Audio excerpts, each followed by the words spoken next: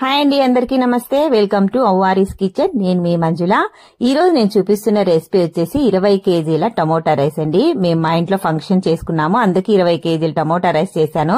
అది ఎలా చేశాను అనేది మీకు వీడియోలో చూపిస్తున్నాను. మీరు నేను చేసే విధానంలో చేసుకున్నారంటే గిన 100 కేజీస్ అయినా అవలీలలుగా చేసేయచ్చండి. వంట రాని వాళ్ళు కూడా ఈ వీడియో చూసినారనుకో ఈజీగా చేసేస్తారు. అంత ఈజీగా చూపించాను. టేస్ట్ మాత్రం అద్దరిపోతుందండి. ఇవి తిన్న వాళ్ళు ఎవరైనా గానీ సూపర్ అనాల్సిందేది, అంత బాగుంటుంది. లేట్ చేయకుండా ఇప్పుడు ఇది ఎలా చేసుకోవాలనేది వీడియోలోకి వెళ్ళి చూసేద్దాం. దయచేసి ఈ వీడియో చూసిన వాళ్ళందరూ నా ఛానల్ ని సబ్స్క్రైబ్ చేసుకోండి ప్లీజ్.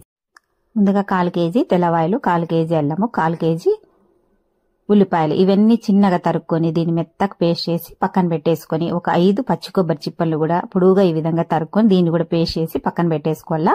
ఒక 2 కేజీల టమోటాలని చిన్నగా ఈ విధంగా కట్ చేసుకొని దీన్ని కూడా పేస్ట్ చేసి పక్కన పెట్టేసుకొని ఒక పెద్ద సైజు పుదీనా కట్టను కూడా ఈ విధంగా ఒలుచుకోవాలండి. ఒక పెద్ద సైజు కొత్తిమీర కట్టను కూడా చిన్నగా తరుక్కొని పక్కన పెట్టేసుకున్నాక 1.5 కేజీ అన్ని ఉల్లిపాయలని ఈ విధంగా పొడుగా తరుక్కొని పక్కన పెట్టేసుకోవాలి. ఇవి తిరువాత కోసం అండి. ఇప్పుడు స్టవ్ వెలిగించేసి 20 కేజీలు పట్టేంత పెద్ద గిన్నె పెట్టేసుకొని ఇప్పుడు ఈ గిన్నె వేడైనాక 2 లీటర్ల ఆయిల్ పోసుకోవాలా. ఆయిల్ కొద్దిగా బాగా వేడైనాక ఇందులో 10 బిర్యానీ ఆకులు, ఒక 15 లవంగాలు, 15 చిన్నగా తరుక్కున్న చెక్కను, ఒక స్పూను మిరియాలు, ఇందులో 2 టేబుల్ స్పూన్ల సాజీర, 2 టేబుల్ గసగసాలు, ఒక 10 యాలక్కులు వేసుకొని అవన్నీ వేసుకున్నాక కొద్ది వేగిన తర్వాత తరిగి పెట్టుకున్న ఉల్లిపాయలన్నీ వేసుకొని ఒక పిడికెడు కరివేపాకు కూడా వేసుకోవాలా.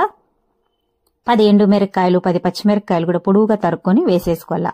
మంట మీడియం ఫ్లేమ్ మీద పెట్టుకుని ఇవన్నీ ఎర్రగా వేయించుకోవాలండి. ఇప్పుడు ఒక్క పిడికెడు ఉప్పు వేసుకోవాలా. ఈ విధంగా ఉప్పు వేసుకోవడం వల్ల కొంచెం ఉల్లిపాయలు త్వరగా వేగుతాయి. ఉల్లిపాయలు అనేది బాగా ఎర్రగా వేగాలండి.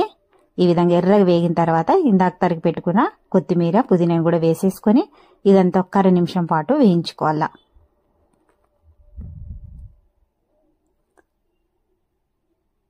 ఒక 2 నిమిషం పాటు ఈ విధంగా వేయించుకున్నాక ఒక 1/2 టీ స్పూన్ అంట టేస్టింగ్ సాల్ట్ వేసుకోవాలండి. వేసుకొని మీకు ఇష్టం ఉంటే వేసుకోవచ్చు, లేదంటే లేదు. ఇది కూడా ఒకసారి అంతా బాగా కలుపుకున్నాక ఇందాక నూరు పెట్టుకున్న అల్లం వెల్లుల్లి ఎర్రగడ్డల పేస్ట్ అంతా వేసేసుకొని పచ్చి వాసన పోయేంత వరకు వేసుకోవాలి. ఒక 2 టేబుల్ స్పూన్ల పసుపు కూడా వేసేసుకొని ఇదంతా ఒకసారి బాగా కలుపుకొని మంటను మీడియం ఫ్లేమ్ మీద పెట్టుకొని బాగా వేయించుకోవాలండి దీన్ని.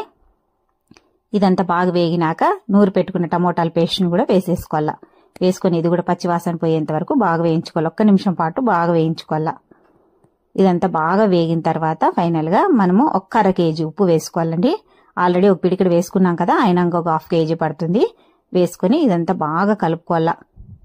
కలుపుకొని ఇప్పుడు 100 గ్రాముల కారం వేసుకోవాలండి. వేసుకొని ఇదంతా ఒకసారి బాగా కలిపేసుకున్న తర్వాత 3 టేబుల్ స్పూన్ల గరం మసాలా వేసుకోవాలా. ఒకవేళ గరం మసాలా వేసుకోకుండా ఉండేవాళ్ళు చికెన్ మసాలా అయినా వేసుకోవచ్చు, మంచి టేస్ట్ బాగుంటుందండి.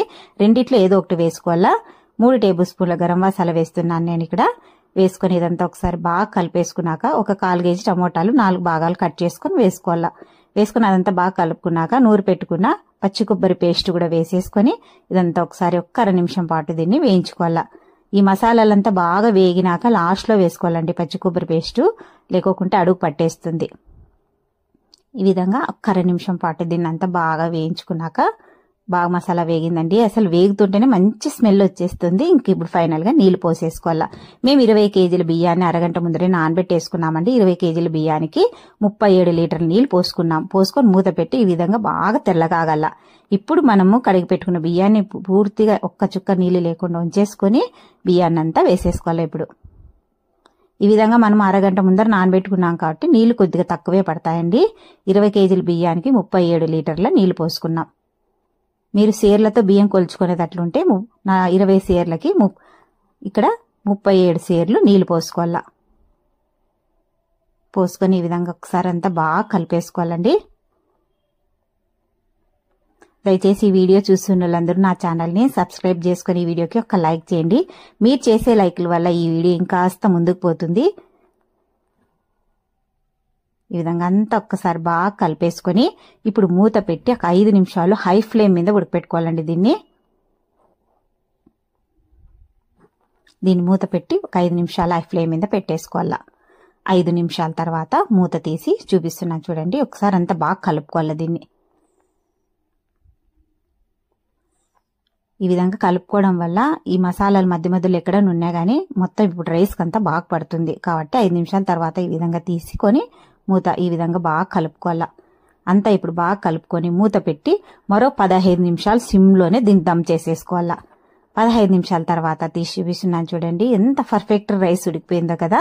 కాకపోతే వెంటనే కలపకూడదండి, ఇంకా స్టవ్ ఆఫ్ చేసి దీన్ని మూత పెట్టి పక్కన పెట్టేసుకొని ఒక 5 నిమిషాల తర్వాత తీసి చూపిస్తున్నాను చూడండి. పొడి పొడిగా పుల్లలుగా ఎంత బాగా వచ్చిందో కదా, మెతుకు.